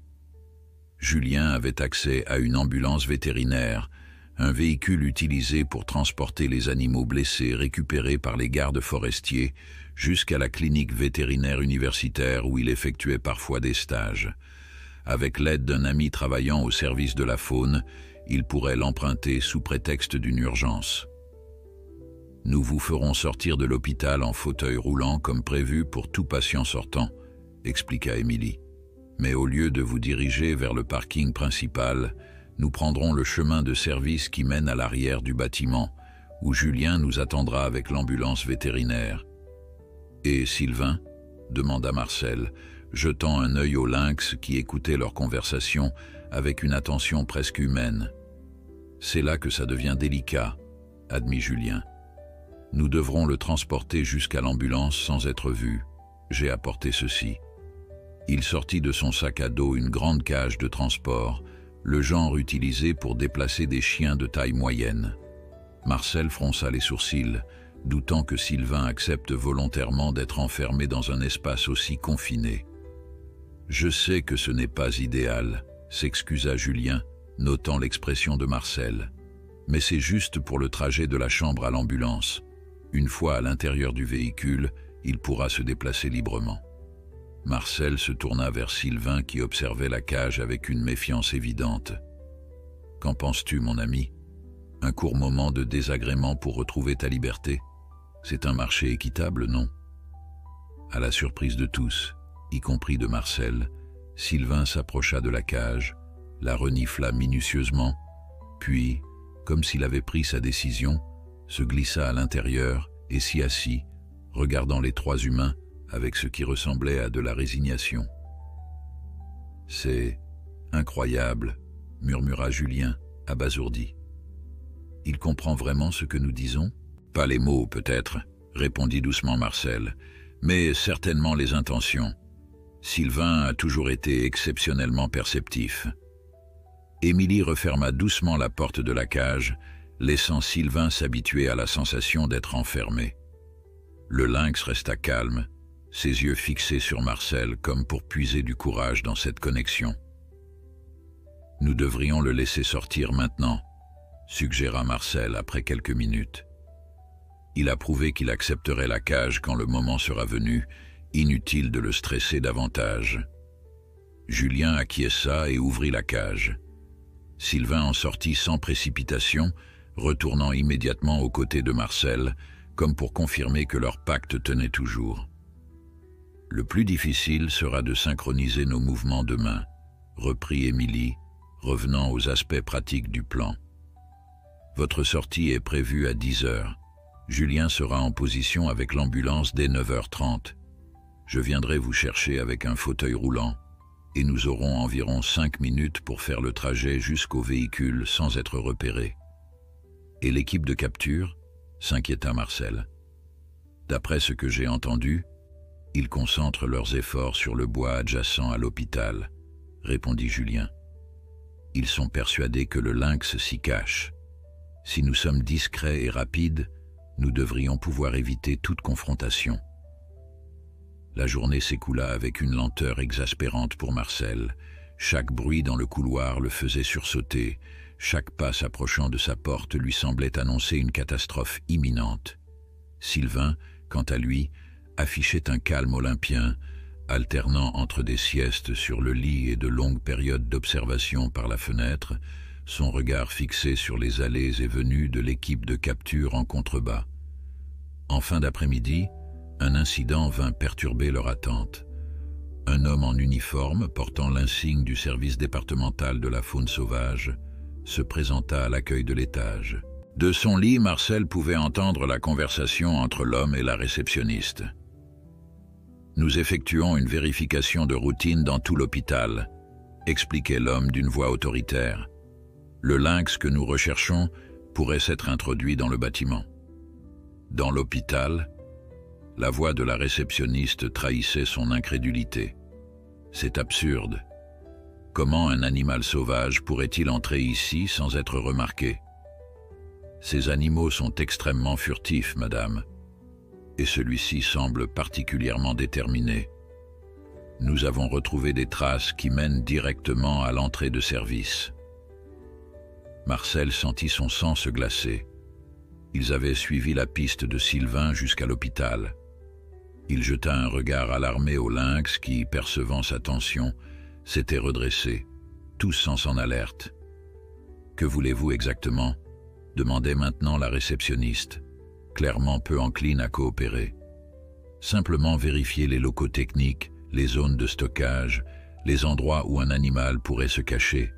Nous ne dérangerons pas les patients. » Il y eut un silence, puis la réceptionniste reprit, avec une réticence audible, « Je dois en référer à la direction. Patientez ici, je vous prie. » Marcel tendit l'oreille, mais n'entendit plus rien pendant plusieurs minutes. Puis la voix du docteur Laurent résonna dans le couloir. « Monsieur Legrand, je comprends vos préoccupations, mais vous ne pouvez pas déambuler librement dans l'hôpital. Nos patients ont droit à leur tranquillité. » « Docteur, je vous assure que nous serons discrets. Il s'agit d'une question de sécurité publique.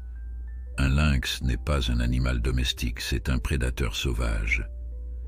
Je suis parfaitement conscient de la nature des lynx, monsieur Legrand, répliqua le docteur Laurent d'un ton sec.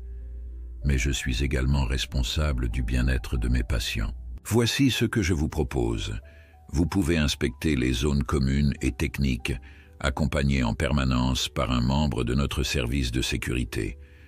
Les chambres des patients sont strictement hors limite. Un compromis fut finalement trouvé et Marcel entendit des pas s'éloigner. Il se tourna vers Sylvain, qui n'avait pas bougé, mais dont chaque muscle semblait tendu, prêt à réagir. « Il se rapproche », murmura Marcel, plus pour lui-même que pour le lynx. « Nous devons tenir jusqu'à demain matin. » Il saisit son téléphone et envoya un message à Émilie pour l'informer de ce nouveau développement. Sa réponse fut presque immédiate. « Ne vous inquiétez pas. Le docteur Laurent ne les laissera jamais entrer dans votre chambre sans raison valable. Restez calme et agissez normalement. » Plus facile à dire qu'à faire, pensa Marcel. Comment agir normalement quand on cache un lynx sauvage dans sa chambre d'hôpital? Les heures suivantes furent tendues. Marcel pouvait entendre l'équipe de capture se déplacer dans les couloirs, ouvrir des portes, inspecter des locaux. À un moment, ils semblèrent s'arrêter juste devant sa chambre, et Marcel retint son souffle, tandis que Sylvain se glissait silencieusement sous le lit. Mais ils poursuivirent leur chemin sans entrer, et Marcel laissa échapper un soupir de soulagement. Le soir venu, Émilie réapparut, portant un plateau repas pour Marcel et dissimulé sous une serviette, un autre repas pour Sylvain. « Ils sont toujours là », annonça-t-elle à voix basse en fermant la porte derrière elle. « Ils ont inspecté tout le sous-sol et une partie du rez-de-chaussée. Ils reviendront demain pour continuer. » Demain? Marcel sentit l'inquiétude l'envahir à nouveau. « Mais c'est demain que nous devons partir. » « Je sais », acquiesça Émilie, son visage trahissant sa propre anxiété. « Julien et moi avons discuté et nous pensons qu'il faut modifier légèrement notre plan. Au lieu d'attendre 10 heures comme prévu, nous partirons plutôt dès 7 heures du matin. L'équipe de capture ne sera probablement pas encore arrivée à cette heure-là. » Marcel hocha la tête, approuvant cette modification. Plus tôt il quitterait cet endroit, mieux ce serait pour tout le monde. « Comment va notre ami ?» demanda Émilie, s'accroupissant pour jeter un œil sous le lit où Sylvain s'était réfugié. « Il est calme, mais je sens qu'il est stressé, » répondit Marcel. « Ce n'est pas naturel pour lui d'être enfermé ainsi. Il a besoin d'espace, de liberté. » Sylvain émergea lentement de sous le lit, reconnaissant Émilie comme une alliée. La jeune femme lui sourit et déposa devant lui la barquette de viande qu'elle avait apportée. « Encore une nuit à tenir, mon beau », murmura-t-elle au lynx qui commençait à manger. « Ensuite, tu retrouveras tes montagnes. » Après le départ d'Émilie, Marcel tenta de se détendre, conscient que l'angoisse qu'il ressentait pouvait se transmettre à Sylvain. Il alluma la télévision, baissant le son presque au minimum, et regarda distraitement un documentaire sur les océans. Le lynx, ayant terminé son repas, vint s'installer à côté de lui sur le lit, ses yeux mi-clos suivant avec un intérêt apparent les images de créatures marines évoluant dans les profondeurs bleues. « Tu n'as jamais vu la mer, n'est-ce pas ?» demanda doucement Marcel, grattant machinalement le sommet de la tête du félin. « C'est un autre monde, encore plus vaste que nos montagnes. » Cette scène domestique, presque surréaliste dans le contexte d'un hôpital, fut interrompue par un coup bref à la porte. Marcel se figea. Il n'attendait personne à cette heure tardive. Sylvain, immédiatement alerte, sauta du lit et se glissa dessous, en un éclair, son instinct de survie prenant le dessus. « Entrez !» dit Marcel d'une voix qu'il espérait assurer. La porte s'ouvrit sur le docteur Laurent, dont le visage habituellement impassible semblait troublé. « Monsieur Fournier, commença-t-il, je suis désolé de vous déranger si tard, mais j'ai besoin de vous parler. » Marcel sentit son cœur s'accélérer. Avait-il été découvert? Le médecin savait-il pour Sylvain? « Je vous écoute, docteur, » répondit-il, tentant de masquer son appréhension. Le docteur Laurent s'approcha du lit et s'assit sur la chaise à côté, croisant ses longues jambes avec une élégance naturelle. « Monsieur Fournier, je connais la montagne et ses habitants depuis plus longtemps que vous ne l'imaginez. Avant de devenir médecin ici, j'ai travaillé comme guide de haute montagne pendant près de 10 ans. » Marcel ne voyait pas où cette conversation les menait, mais il acquiesça poliment, attendant la suite. « J'ai eu l'occasion d'observer la faune alpine de près, y compris des lynx, » poursuivit le médecin. « Des animaux magnifiques, n'est-ce pas? Intelligents, discrets, parfaitement adaptés à leur environnement. » Un frisson parcourut l'échine de Marcel. Cette conversation n'était pas anodine.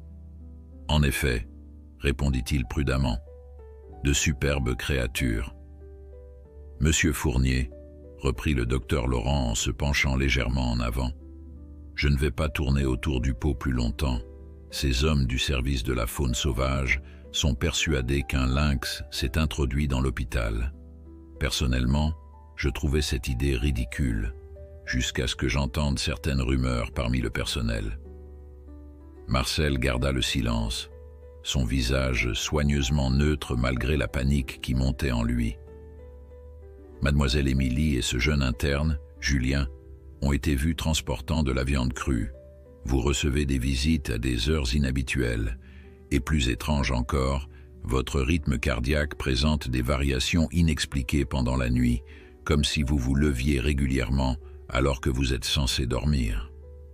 Le docteur Laurent fit une pause, observant attentivement la réaction de Marcel. « Tout cela pourrait avoir des explications parfaitement innocentes, bien sûr, » continua-t-il. « Mais j'ai remarqué autre chose, quelque chose que ces hommes du service de la faune ne savent pas encore, des poils. De minuscules poils fauves et tachetés sur le sol de cette chambre près de votre lit, des poils qui ne correspondent à aucun animal domestique. » Marcel sentit sa gorge se serrer. Il était découvert, tout était fini. Sylvain serait capturé, lui-même risquait des poursuites, et Émilie et Julien verraient leur carrière ruinée par sa faute. « Docteur, » commença-t-il, mais le médecin leva une main pour l'interrompre. « Je n'ai pas terminé, monsieur Fournier. Ce que je veux dire, c'est que je comprends. » Marcel resta figé, décontenancé par ces derniers mots. Il comprend. Qu'est-ce que cela signifiait exactement? « Je ne suis pas sûr de vous suivre, docteur, » dit-il prudemment. Le docteur Laurent sourit, un sourire inattendu qui adoucit son visage habituellement austère.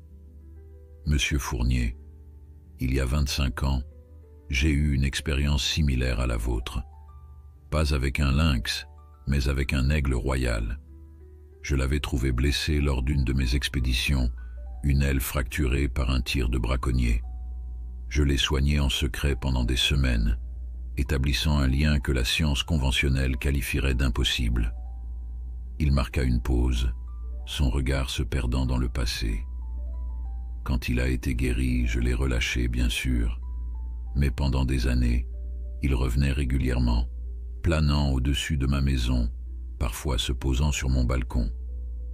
Les animaux sauvages sont capables d'une loyauté et d'une intelligence que nous ne leur reconnaissons pas souvent. Marcel sentit une bouffée d'espoir monter en lui. « Alors, vous ne... »« Je ne vais pas vous dénoncer. »« Non, » confirma le docteur Laurent. « Mais votre situation est périlleuse. Ces hommes du service de la faune sont déterminés et ils reviendront demain avec des détecteurs thermiques. Si votre ami est toujours ici, ils le trouveront. Nous avons un plan, avoua Marcel, décidant de faire confiance à cet allié inattendu. Mademoiselle Émilie doit me faire sortir demain matin, à 7 heures. Julien nous attendra avec une ambulance vétérinaire et nous ramènerons Sylvain dans les montagnes. Sylvain? Le médecin haussa un sourcil, amusé par ce nom si humain donné à un prédateur sauvage. C'est ainsi que je l'ai nommé, expliqua Marcel, légèrement embarrassé. À cause de la forêt où je l'ai trouvé. Le docteur Laurent hocha la tête, compréhensif. Votre plan est bon, mais il y a un problème. L'équipe de capture a prévu d'arriver à 6 heures demain, pas plus tard. Ils veulent commencer tôt, avant que l'hôpital ne soit plein d'activités. Marcel sentit son cœur se serrer. 1 heure de différence, mais qui changeait tout. Que suggérez-vous, docteur? Le médecin réfléchit un instant.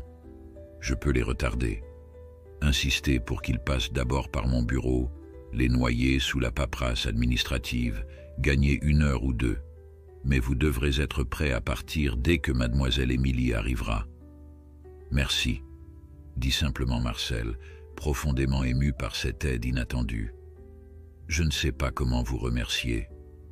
En prenant soin de vous-même et de votre ami, répondit le docteur Laurent en se levant. La connexion que vous partagez est précieuse, rare, elle mérite d'être protégée.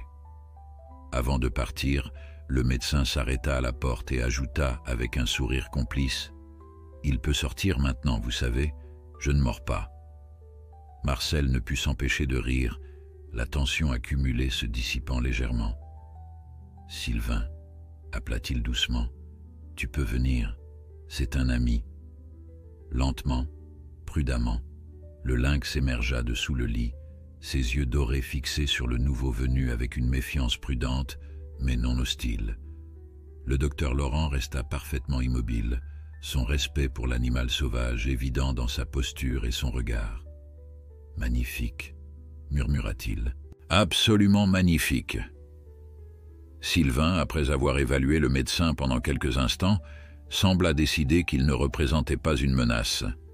Avec une grâce fluide, il sauta sur le lit et s'installa près de Marcel, maintenant une distance respectueuse avec le visiteur. « Je vous laisse vous reposer, » dit le docteur Laurent, visiblement ému par cette scène improbable. « Je ferai ce que j'ai promis demain matin. Soyez prêts. » Une fois le médecin parti, Marcel envoya immédiatement un message à Émilie et Julien pour les informer de ce nouveau développement. La réponse d'Émilie fut immédiate. « Incroyable, nous serons là à 7 heures précises. Tenez-vous prêts tous les deux. » Cette nuit-là, Marcel dormit peu. L'angoisse de la fuite imminente, mêlée à l'excitation de rentrer enfin chez lui avec Sylvain, le maintenait dans un état de vigilance nerveuse. Le lynx, percevant son agitation, restait éveillé lui aussi, ses yeux brillant dans l'obscurité de la chambre comme 2 petites lunes d'ambre. « Demain, nous rentrons à la maison, » murmura Marcel, caressant doucement le pelage tacheté de son ami. « Tu retrouveras tes forêts, tes montagnes, tu seras libre à nouveau. » Mais même en prononçant ces mots, Marcel se demandait si les choses pourraient vraiment redevenir comme avant. Sylvain avait parcouru un chemin extraordinaire pour le retrouver, défiant tous les instincts de son espèce. Ce lien qui les unissait avait été mis à l'épreuve et s'était révélé plus fort que tout ce que Marcel aurait pu imaginer. Pourraient-ils simplement reprendre leur vie séparée après une telle expérience? L'aube arriva, grise et brumeuse, annonçant une journée pluvieuse. Marcel était déjà réveillé depuis longtemps, habillé et prêt à partir. Il avait rassemblé ses maigres effets personnels dans le petit sac qu'Émilie lui avait apporté la veille. Sylvain, sentant l'imminence du départ, s'était posté près de la porte, attentif au moindre bruit dans le couloir. À 6h45, le téléphone de Marcel vibra. Un message du docteur Laurent. Équipe de capture retardée. Dans mon bureau jusqu'à 7h30 au moins. Voie libre. 10 minutes plus tard, 3 coups discrets furent frappés à la porte. Marcel ouvrit pour découvrir Émilie, déjà en tenue de ville, poussant un fauteuil roulant. « Tout est prêt », annonça-t-elle à voix basse. « Julien attend à l'arrière avec l'ambulance. Le couloir est dégagé pour le moment. » Marcel acquiesça, puis se tourna vers Sylvain. « C'est l'heure, mon ami. Tu te souviens de la cage ?» Comme s'il comprenait parfaitement la situation, le lynx s'approcha de la cage de transport que Julien avait laissée dans la chambre la veille. Il hésita un instant, puis, avec une résignation digne, se glissa à l'intérieur. « Bon garçon », murmura Marcel, ému par cette preuve de confiance. « Ce ne sera pas long. » Émilie ferma la porte de la cage, vérifia qu'elle était bien sécurisée, puis la recouvrit d'une couverture pour dissimuler son contenu. « Je la porterai », dit-elle. « Vous, installez-vous dans le fauteuil. » Marcel obéit, bien qu'il se sentît capable de marcher. Il savait que c'était la procédure standard pour les sorties de patients, et tout écart au protocole risquait d'attirer l'attention. Ils quittèrent la chambre, Émilie poussant le fauteuil d'une main, tout en portant la cage de l'autre. Le couloir était désert, comme promis. Ils progressèrent rapidement vers l'ascenseur de service, le cœur battant à tout rompre.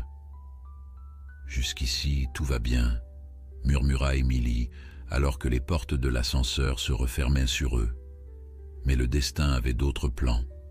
À mi-chemin de la descente, l'ascenseur s'arrêta brusquement et les lumières vacillèrent avant de se stabiliser. Un grincement métallique inquiétant résonna dans la cabine. « Qu'est-ce qui se passe ?» demanda Marcel, alarmé. Émilie appuya frénétiquement sur le bouton du rez-de-chaussée, mais rien ne se produisit. « Je crois que nous sommes bloqués. » Dans la cage, Sylvain commença à s'agiter, percevant le stress croissant de ses compagnons humains. De légers grognements s'échappaient de sous la couverture. « Calme-toi, Sylvain, » dit doucement Marcel. « Tout va bien se passer. » Émilie appuya sur le bouton d'alarme et une voix nasillarde leur répondit presque immédiatement à travers l'interphone. « Service technique, nous avons enregistré un incident sur l'ascenseur de service. Pouvez-vous confirmer que vous êtes bloqué ?»« Confirmé, » répondit Émilie, tentant de garder une voix professionnelle malgré son angoisse. Infirmière Émilie Leroy, avec un patient en cours de sortie. L'ascenseur s'est arrêté entre le 3e et le 2e étage. Compris. Une équipe technique est en route. Temps d'intervention estimé, 15 à 20 minutes. Restez calme. 20 minutes. C'était une éternité dans leur situation. L'équipe de capture terminerait probablement sa réunion avec le docteur Laurent avant cela, et ils perdraient leur fenêtre d'opportunité. « Nous devons faire quelque chose », murmura Marcel. « Sylvain ne supportera pas de rester dans cette cage aussi longtemps. » Comme pour confirmer ses dires, le lynx émit un grondement plus fort, et la cage commença à bouger sous la couverture, témoignant de l'agitation croissante de son occupant. « Je vais le laisser sortir », décida Émilie, posant la cage au sol. « Nous sommes enfermés ici de toute façon, personne ne peut nous voir. » Elle ouvrit la porte de la cage, et Sylvain en sortit comme un ressort, Secouant son corps comme pour se débarrasser de la sensation d'enfermement, il fit rapidement le tour de la cabine d'ascenseur, reniflant chaque coin, chaque fente, cherchant peut-être une issue. « Je suis désolé, » dit Émilie, s'adressant autant à Marcel qu'à Sylvain. « Je ne sais pas comment nous allons nous sortir de cette situation. » Marcel tendit la main vers Sylvain qui vint immédiatement se frotter contre lui, cherchant le réconfort de ce contact familier. « Nous trouverons une solution, » affirma-t-il avec une confiance qu'il était loin de ressentir. « Nous avons surmonté trop d'obstacles pour échouer maintenant. » Les minutes s'écoulaient avec une lenteur exaspérante. Sylvain, nerveux dans cet espace confiné, alternait entre des périodes de calme relatif, lové contre les jambes de Marcel, et des moments d'agitation où il tournait en rond dans la cabine, émettant occasionnellement des grognements de frustration. Soudain, l'interphone grésilla à nouveau. « Infirmière Leroy, ici l'équipe technique. Nous avons localisé le problème. Une surcharge électrique temporaire a déclenché l'arrêt de sécurité. Nous allons redémarrer le système, mais vous allez remonter au 3e étage. L'ascenseur ne peut pas descendre pour le moment. » Émilie et Marcel échangèrent un regard alarmé. Remonter signifiait revenir à l'étage des chambres, où l'équipe de capture pourrait se trouver à tout moment. « Compris », répondit néanmoins Émilie, sachant qu'il n'avait pas d'autre choix. « Préparez-vous, redémarrage dans 10 secondes. » Marcel tendit les bras vers Sylvain. « Viens ici, mon ami, nous devons te remettre dans la cage. » Mais le lynx, déjà stressé par la situation, recula en émettant un feulement de protestation. Ses yeux, dilatés par l'anxiété, fixèrent la cage avec une méfiance évidente. « Il ne veut plus y entrer », constata Émilie, inquiète. « Et nous n'avons plus le temps de le convaincre. » Avant qu'il ne puisse décider d'une solution, l'ascenseur se mit à vibrer, puis à remonter lentement. En quelques secondes, ils atteignirent le 3e étage et les portes s'ouvrirent sur le couloir familier. « Vite !» chuchota Émilie. « Retournons à votre chambre avant que quelqu'un ne nous voie. » Marcel acquiesça et ils sortirent de l'ascenseur. Marcel dans son fauteuil roulant, Émilie poussant, et Sylvain marchant librement à leur côté, tendu mais discipliné. Le couloir semblait désert, mais ils pouvaient entendre des voix venant de la direction de l'accueil. « Par ici !» indiqua Marcel, pointant vers un couloir latéral qui les ramènerait à sa chambre par un chemin moins fréquenté. Ils progressèrent rapidement, Sylvain restant remarquablement proche, comme s'il comprenait la nécessité de rester groupés. Ils avaient presque atteint la chambre quand un bruit de pas rapide se fit entendre derrière eux. « Mademoiselle Leroy !» C'était la voix du docteur Laurent. Ils se retournèrent pour voir le médecin accourir vers eux, le visage tendu par l'urgence. « Ils ont terminé plus tôt que prévu », annonça-t-il à voix basse en les rejoignant. « Ils sont en train d'installer leur détecteur thermique à cet étage en ce moment même. Vous devez vous cacher immédiatement. » Le cœur de Marcel manqua un battement. Tout leur plan s'effondrait. « Ma chambre, » dit-il rapidement. « C'est notre seule option pour l'instant. » Ils se précipitèrent vers la porte, l'ouvrirent et s'engouffrèrent à l'intérieur, Sylvain sur leurs talons. Le docteur Laurent les suivit et referma silencieusement la porte derrière eux. « Ils vont scanner chaque pièce, » expliqua-t-il essoufflé. « Leur équipement détectera immédiatement la signature thermique d'un grand mammifère comme Sylvain. »« Que pouvons-nous faire ?» demanda Émilie, désespérée. Le docteur Laurent réfléchit rapidement. « J'ai une idée. Monsieur Fournier, remettez-vous au lit, comme si vous n'aviez jamais prévu de partir. Mademoiselle Leroy, rangez ce fauteuil roulant dans le placard. Je vais tenter de les convaincre que cette chambre a déjà été vérifiée. » Pendant qu'il s'activait, Sylvain observait avec une intelligence presque humaine, semblant comprendre la gravité de la situation. Sans qu'on le lui demande, il sauta sur le lit de Marcel et s'allongea contre lui, dans une position qui évoquait étrangement celle d'un animal domestique veillant sur son maître malade. « Parfait », murmura le docteur Laurent. « Restez exactement comme ça.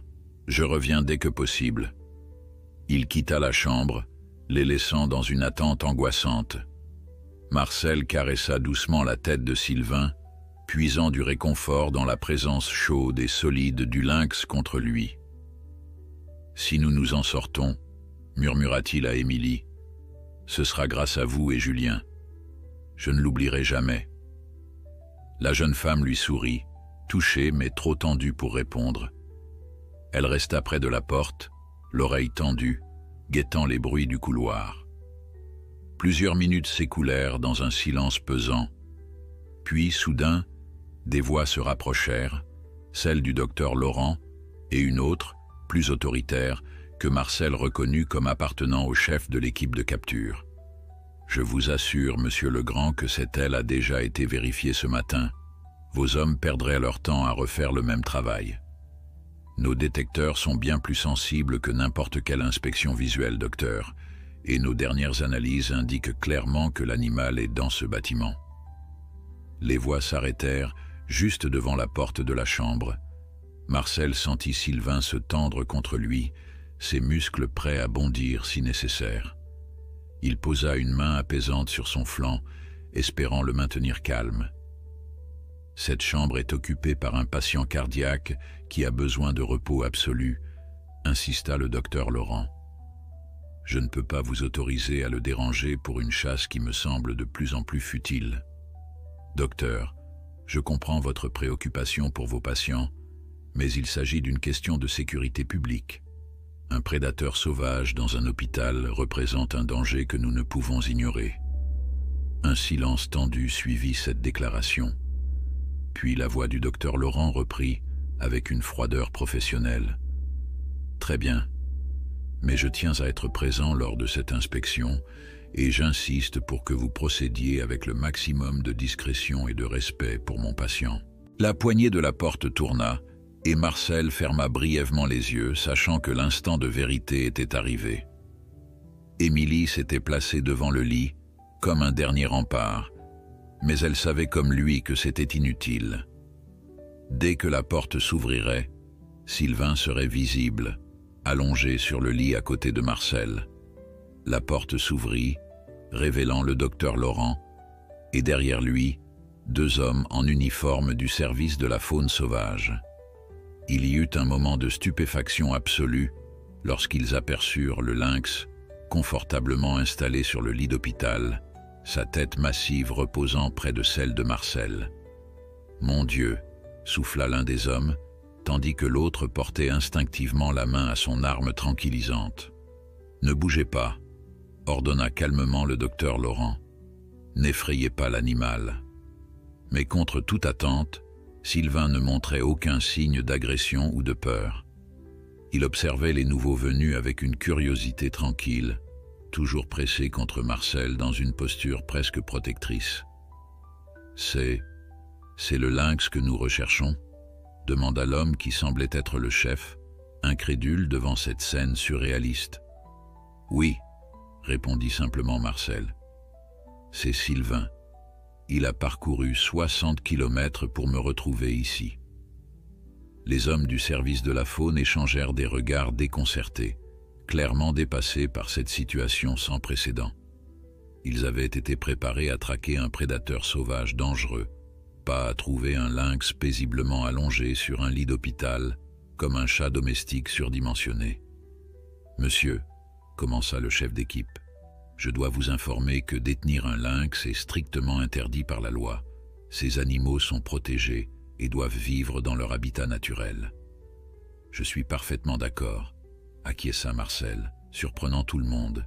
« Sylvain appartient aux montagnes, pas à un hôpital et certainement pas à moi.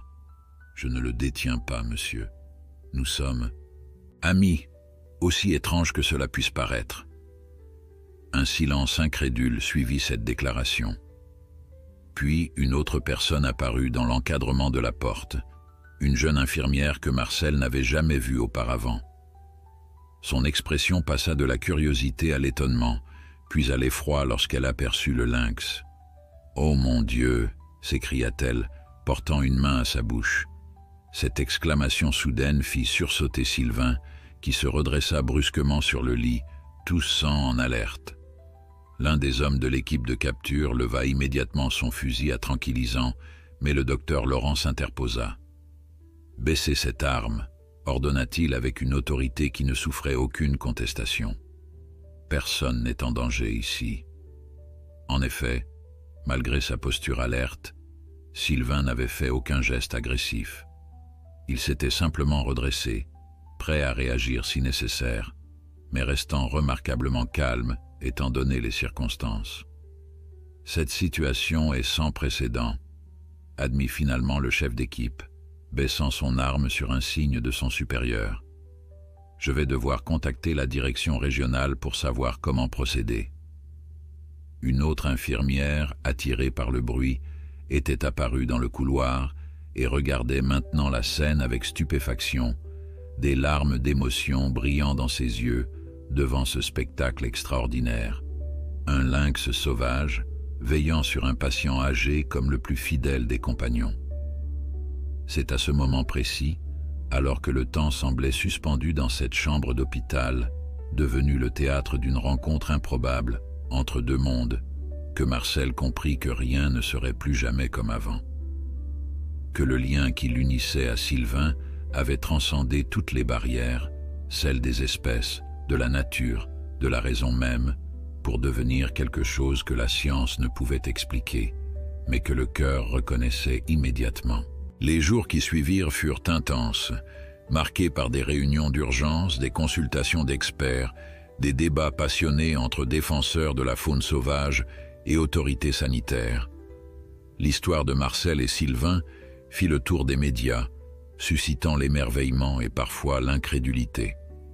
Des scientifiques vinrent observer ce phénomène unique, tentant de comprendre le mécanisme derrière cette relation extraordinaire. Finalement, une solution fut trouvée, aussi exceptionnelle que la situation elle-même. Marcel serait autorisé à rentrer chez lui, dans sa maison isolée à la lisière de la forêt. Sylvain serait officiellement réhabilité dans la nature, mais dans une zone protégée entourant la propriété de Marcel. Des gardes forestiers installeraient des caméras discrètes pour étudier leurs interactions, dans l'espoir de mieux comprendre les capacités cognitives et émotionnelles des lynx. 2 mois après l'incident de l'hôpital, Marcel était de retour sur son perron, respirant l'air frais des montagnes, sa santé considérablement améliorée. À côté de lui, Émilie, qui avait obtenu un poste d'infirmière à domicile dans le village voisin, et le docteur Laurent venu spécialement pour cette journée particulière. « Pensez-vous qu'il reviendra ?» demanda Émilie, scrutant la lisière de la forêt. Marcel sourit, une certitude tranquille dans le cœur. « Il reviendra, pas parce qu'il le doit, mais parce qu'il le choisit. C'est ça la vraie liberté. » Comme en réponse à ces paroles, un mouvement attira leur attention à la limite des arbres. Une silhouette féline, majestueuse et fière, émergea de l'ombre des sapins. Sylvain s'arrêta un instant, observant la maison et ses occupants, puis s'avança d'un pas assuré vers eux, franchissant librement la frontière invisible entre son monde sauvage et celui des hommes. « Incroyable !» murmura le docteur Laurent, ému malgré son habituelle réserve. Après tout ce temps dans la nature, il revient de son plein gré. Marcel s'avança à la rencontre de son ami, s'agenouillant malgré ses articulations raides pour se mettre à sa hauteur. Sylvain vint frotter sa tête contre la main tendue du vieil homme, un geste à la fois sauvage et tendre, un pont jeté entre deux mondes que tout semblait séparer. « Bienvenue à la maison, mon ami », murmura Marcel. « Bienvenue à la maison. »